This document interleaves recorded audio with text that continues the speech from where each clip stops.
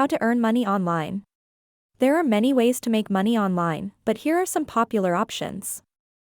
Freelancing.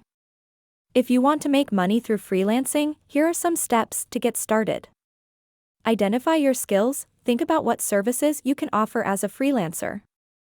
This could include writing, graphic design, web development, social media management, virtual assistants, and more. Build your portfolio. Create a portfolio of your work to showcase your skills and experience to potential clients. You can create a website or use platforms like Behance, Dribbble, or GitHub to showcase your work.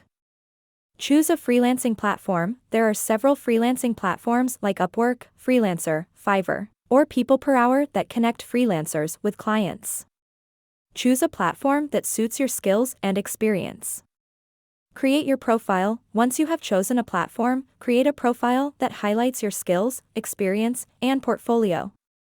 Start applying for jobs. Search for jobs that match your skills and experience, and start applying. Make sure to read the job description carefully and tailor your application to the client's requirements.